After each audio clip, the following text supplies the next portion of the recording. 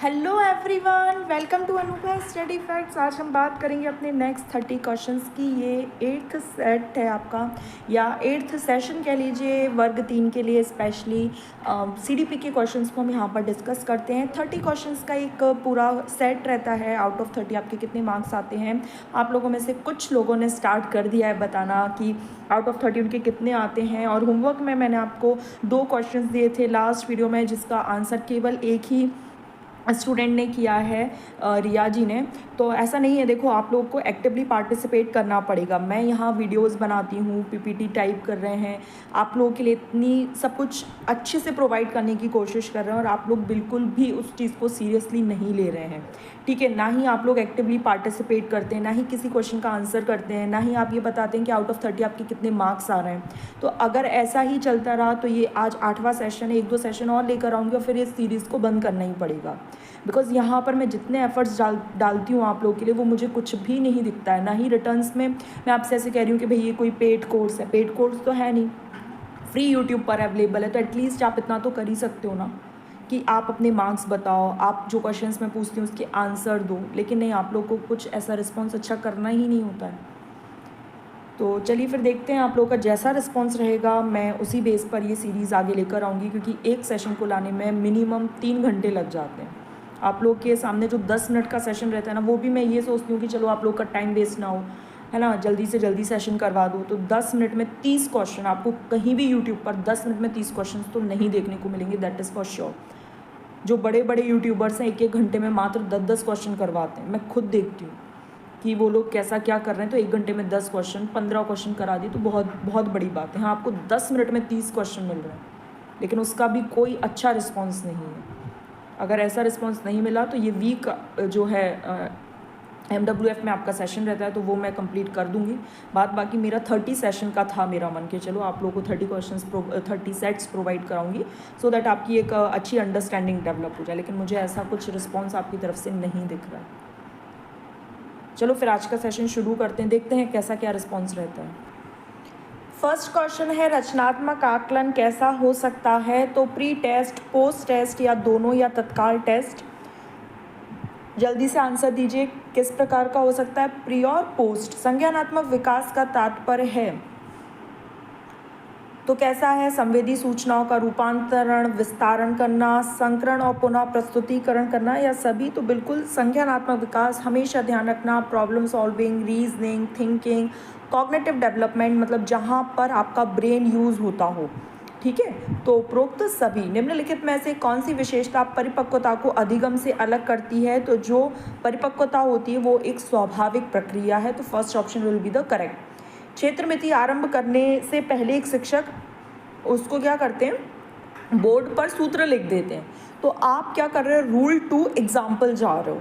And जब भी बात रूल टू एग्जाम्पल की होती है तो वो डिडक्टिव मेथड होता है। चैनल पर डिडक्टिव इंडक्टिव मेथड मैंने बहुत अच्छे से एक्सप्लेन करा है, शॉर्ट्स वीडियो में जाना तो वहाँ आपको मिल जाएगा। और इंडक्टिव मेथड जब आप एग्जाम्पल टू रूल जाते हो। एग्जाम्पल हमेशा स्पेसिफिक विशिष्ट होता है, रूल हमेशा जनरल होता है। तो बात जब भी आ जाए, जब आप रूल टू एग्जाम्पल जाते हो, रूल टू एग्जाम्पल जाते हो वो डिडक्टिव मेथड है। जनरल टू स्पेसिफिक जाते हो डिडक्टिव है। इंडक्टिव में जब आप स्पेसिफिक टू जनरल जाते हो वो आपका इंडक्टिव है, या फिर आप एग्जाम्पल से रूल की तरफ जाते हो वो आपका इंडक्टिव है, ठीक है। गर्भधारण से लेके जन्म तक की जो अवस्था है, ये आपका होमवर्क क्वेश्चन है। बहुत बहुत ईजी क्वेश्चन है, आप आंसर करना। केवल लास्ट टाइम एक ही सब्सक्राइबर ने, एक ही स्टूडेंट ने आंसर करा था, तो मैं चाहती हूँ एटलीस्ट 4 से 5 लोग तो आप लोग रिस्पॉन्स करो, है ना। निम्नलिखित में से कौन सा कथन विकास संबंध नहीं रखता। तो प्रतिमानों की कुछ निश्चित विशेषताओं की भविष्यवाणी, बिल्कुल सही है। कुछ उद्देश्य वंशानुगत संभाव्य क्षमता का विकास है, बिल्कुल। विकास के विभिन्न क्षेत्रों में संभाव्य खतरे नहीं होते, ये तो बिल्कुल गलत है भाई। खतरे तो हर जगह है, चाहे वो विकास का कोई सा भी पहलू हो, है ना। तो सी विल बी द करेक्ट, क्योंकि नहीं पूछा था। रचनात्मक आकलन के एक भाग के रूप में सुधारात्मक शिक्षण का क्या अर्थ है। अभिभावकों द्वारा अतिरिक्त अनुशिक्षण, प्रतिभाशाली छात्रों के लिए शिक्षण, शिक्षण में अंतरालों का बिल्कुल। आप टाइम टू टाइम बच्चों को रेमेडियल डायग्नोस करके रेमेडियल टीचिंग दीजिए, तो वो बहुत अच्छा माना जाता है। सकारात्मक संवेगों को निम्न उपायों के माध्यम से बढ़ाया जा सकता है। तनाव मुक्त करने वाले व्यायाम, प्रतिदिन की गतिविधियों में प्रसन्नता, संतोष की खोज, बिल्कुल दोनों सही है। ऐसी गतिविधियों जो आपको पसंद नहीं है तो बिल्कुल नहीं होगा, तो ऊपर के दोनों का ऑप्शन सही हो जाएंगे। दल या गैंग का सदस्य होने से सामाजिकरण उत्तर वाली अवस्था में बेहतर होता है। निम्न में से कौन सा विपरीत है? तो जिम्मेदारियां निभाना अच्छी बात है, किसी पर निर्भर नहीं होना ये अच्छी बात है, वफादार होना, अपने ग्रुप के प्रति लॉयल्टी बताना बहुत अच्छी बात है, लेकिन छोटी छोटी बातों पर झगड़ा करना, अपने गैंग के सदस्यों से लड़ाई मोल ले लेना, ये कोई बहुत अच्छी बात नहीं है, मतलब अच्छी बात नहीं है। तो fourth will be the correct. संज्ञानात्मक शब्द को संदर्भित करते हैं जिसमें आप सोचते हो, आप समझते हो, जानते हो चीज़ों को। कॉग्निटिव डेवलपमेंट याद रखना, प्रॉब्लम सॉल्विंग आ जाए, रीजनिंग आ जाए, लॉजिकल थिंकिंग आ जाए, ये सारे आपके सोच, विचार, तर्क, ये सब आपके संज्ञानात्मक से हैं। थर्ड ऑप्शन करेक्ट है। शारीरिक शिक्षा इनमें से सबसे महत्वपूर्ण जनसंपर्क है। इनमें से कौन सी है निम्नलिखित में से? तो अभिभावक, अध्यापक सभा, गतिविधि प्रदर्शन, खेल प्रतियोगिता और दूरदर्शन। तो हमेशा ध्यान रखना गतिविधि प्रदर्शन बहुत अच्छी मानी जाती है। वया संधि जो होती है, वया संधि काल जैसे हम किशोर अवस्था बोलते हैं, कौन सी अभिव्यक्ति नहीं है? तो सत्ता के विपरीत विरोध, अशांति, आत्मनिर्भरता के प्रति आग्रही और सक्रिय खेल। नहीं, सक्रिय खेल के स्थान पर अगर वो बैठे रहेंगे तो वो सक्रिय कैसे हैं? समझ रहे हैं आप इस बात को? तो यहाँ पर तो बच्चा वैसे ही एक्टिव है किशोर अवस्था में, तो वो बैठ कर खेल बिल्कुल पसंद नहीं करेगा ना। एक असंगठित घर का बच्चा है जो सबसे बड़ी कठिनाई का अनुभव कर रहा है, तो स्वतंत्र अध्ययन, वो खुद से अध्ययन नहीं कर पा रहा है। वह अवधि जो वयस्कता की संक्रमण की पहल है, भाई ये सबको पता है, किशोर अवस्था। कौन सा कथन मिडिल स्कूल स्तर के विद्यार्थियों के विकास से सहमति नहीं रखता?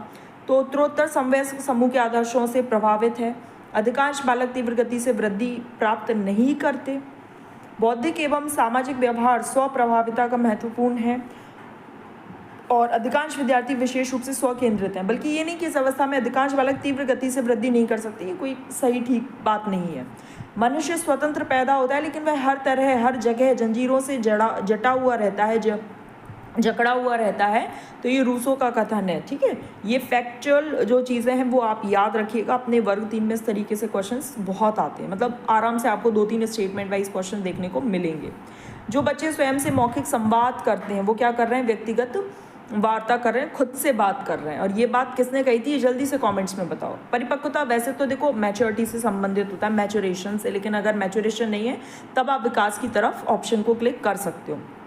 मैक्स एक ऐसा बच्चा है जो अधिकांश दिन एक विशेष शिक्षा वर्ग में बीतता है उसका, और भाई अपनी वो जो है वह अपनी क्षमताओं के अनुरूप सामान्य कक्षा में भी संशोधित गतिविधियों में भी व्यतीत करता है। तो वो क्या कर रहा है, ये आपका होमवर्क क्वेश्चन है, ठीक है। याद रखिएगा ये दोनों क्वेश्चन आपके होमवर्क हैं। हो सकता है मैं आपको अब आप रोज के होमवर्क क्वेश्चन की संख्या बढ़ा दूं, ये आपके एक्टिवनेस पर डिपेंड करता है। थोड़ा सा तो आप एक्टिवली पार्टिसिपेट करो यार, है ना। बहुत मन से मैं आप लोगों के लिए सेशंस लेकर आ रही हूँ। पियाजे के अनुसार विशिष्ट मनोवैज्ञान संरचना और अनुभव से ही सही अर्थ निकालना, तो ये स्कीमा है पॉकेट्स ऑफ नॉलेज, जहाँ पर सब चीज़ें एक एक चीज़ का स्कीमा बना होता है। शारीरिक विकास का क्षेत्र स्नायु मंडल।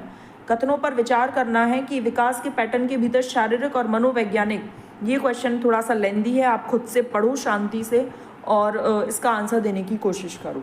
3 क्वेश्चन आज आपके होमवर्क क्वेश्चन हो गए, और अब केवल एक ही व्यक्ति ने ही लास्ट वीडियो में आंसर करा था, इसलिए मैंने उसका आंसर नहीं बताना ज़रूरी समझा, क्योंकि उनके आंसर सही थे। समझ रहे हो? अगर अब आप ज़्यादा से ज़्यादा बच्चे एक्टिवली पार्टिसिपेट करेंगे और आंसर देंगे तो मैं इन क्वेश्चंस को अगली सेशंस में आप लोग को एक्सप्लेन करा करूँ, और अगर 1-2 ही दे रहे हैं तो मैं उनको कमेंट सेक्शन में ही बता दिया करूँगी अगर उनके गलत होते हैं तो। निम्नलिखित में से कौन सा मूर्त संक्रियात्मक अवस्था के प्रमुख कौशलों में से एक है? तो तुलना, समानता बताने की योग्यता आ जाती है कि भाई 5 ml पानी एक अगर चौड़े बीकर में है तो भी वो उतना ही है, और अगर एक सकड़े बीकर में है तो भी वो उतना ही है। अधिगम एक परिपक्वता के संबंध में कौन सा कथन सही है?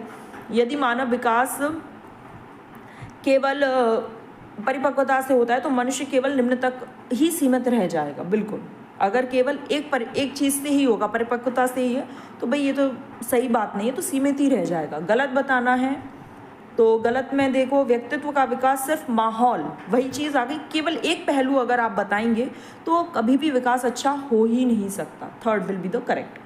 जीन पियाजे एवं लेव वाइगोत्स्की जैसे मनोवैज्ञानिक संरचनावादी अधिगम को किस रूप में देखते हैं? तो सक्रिय विनियोजन से अर्थ निर्माण की प्रक्रिया, मतलब ये हमेशा खोजकर्ता या ऐसे कह लो कि बच्चे सक्रिय निर्माता हैं ज्ञान के, ये बताते हैं। कंस्ट्रक्टिविस्ट इसीलिए बोलते हैं, सोशल कंस्ट्रक्टिविस्ट वाइगोत्स्की को, रेडिकल कंस्ट्रक्टिविस्ट पियाजे को। विकास का एक अधिनियम है कि विकास प्रतिमान के विभिन्न काल में खुशी भिन्न भिन्न होती है। तो जीवन का जो प्रथम वर्ष है वो बहुत खुशी खुशी, और जो वह अवस्था होती है जो किशोर अवस्था है, stress and storm stage, Stanley hall ने कहा, तो इसी वजह से दुखी काल इसको माना जाता है। अब गलत कथन बताना है, तो बच्चा स्वयं के व्यवहार पैटर्न और दृष्टिकोण का विकास नहीं करता, ये गलत बात है, जबकि पियाजे तो यही बोलते हैं कि बच्चा स्वयं से निर्माण करता है, तो और अपन यहाँ बोल रहे हैं कि नहीं करता है, तो ये गलत हो गया। फिर है निम्नलिखित में से कौन सा विकास के व्यापक आयामों की सही पहचान करता है? तो शारीरिक, संज्ञानात्मक, सामाजिक और संवेगात्मक, मतलब सोशियो इमोशनल, फिजिकल और कॉग्निटिव डेवलपमेंट। लास्ट क्वेश्चन है, कौन प्राथमिक सामाजिकरण का माध्यम है? तो परिवार। तो गाइज यहाँ पर हमारा सेशन कंप्लीट हुआ। 3 क्वेश्चन आपके होमवर्क क्वेश्चन है, आंसर देना, ज़्यादा से ज़्यादा लोग आंसर करेंगे तो मैं अगली वीडियो में बताऊँगी। Thanks for watching this video.